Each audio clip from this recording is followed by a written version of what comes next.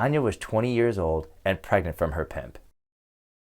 As her pregnancy progressed, the less she was able to work, so the pimp became more violent towards her. At around 7 months, he beat Tanya so severely that she was taken to the hospital. It was clear she had experienced violence of some kind. Her teeth had been kicked in and her face was bruised and bloody. Despite her visible injuries, she was not sure what to say to the hospital staff when they asked if she needed help. She knew the consequences of outing her pimp for what he was, and she was scared of what would happen if she told the truth. So instead, dropping her head to avoid eye contact, she told them that she was fine and did not need help. When the nurse returned, she gave Tanya information on domestic violence shelters and a card that had the National Human Trafficking Hotline number on it. Tanya called the number and was told where and how she could obtain additional services to help her avoid having to sell her body for sex. But Tanya did not leave right away. It is common for many victims of human trafficking to be presented with legitimate opportunities to leave, but choose to stay with their victimizer instead. There are many reasons why victims hesitate to leave or choose to stay with their victimizers, including trauma bonds they have formed with their traffickers, fear of retaliation on them or their loved ones, or even concern about being deported. After her son was born, Tanya called the number again, and this time left her victimizer for good. She made the decision to keep herself and her baby safe. In this example, the act of giving Tanya the information is all that was necessary to start the process of getting her out of trafficking. It might seem better to try and convince Tanya to leave right away, but by standing beside Tanya and offering her a path out, the nurse allowed Tanya to decide when she was ready. The opportunity to help victims when they access healthcare is more common than you may think.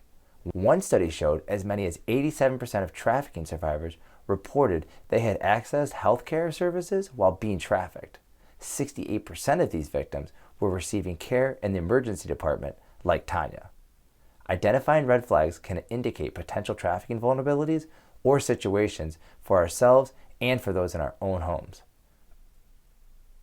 While the examples given did not exhaust every scenario and way in which someone can be trafficked or groomed to be trafficked, these examples do highlight how to identify human trafficking in any situation. First, be present and pay attention while looking for vulnerabilities. If something seems off or your gut tells you something is not right, ask questions to discover the full context. The nurse did this for Tanya when she noticed the bruises and other injuries Tanya had upon coming into the emergency room. Kate did this as well when she noticed the images on the TV as her son was playing Minecraft. Second, look for indicators or red flags. Listen to the potential victim's story to see if your initial concern was correct and this person is actually in danger or is already experiencing some form of force, fraud, or coercion at the hands of a trafficker. Kate asked her son questions, and by listening to what he said, she found out he had been getting groomed on a separate chat service outside of the video game as well. Tanya's nurse knew she could not make Tanya do anything, but she offered her compassion and a way out by providing her with the National Human Trafficking Hotline phone number. The most important thing you can do is make sure you do not place yourself or anyone else in danger. So, if you have identified a red flag and believe someone is a victim, you should always look to call the National Human Trafficking Hotline first.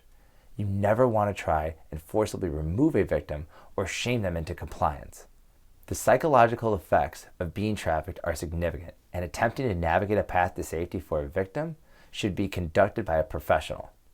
Paying attention and being present while listening as victims tell you what they are comfortable sharing is more than enough to start the process of helping find a path to freedom. From there, you can contact professionals and know that you did exactly what you are supposed to do when you believe that you have identified someone that is being trafficked.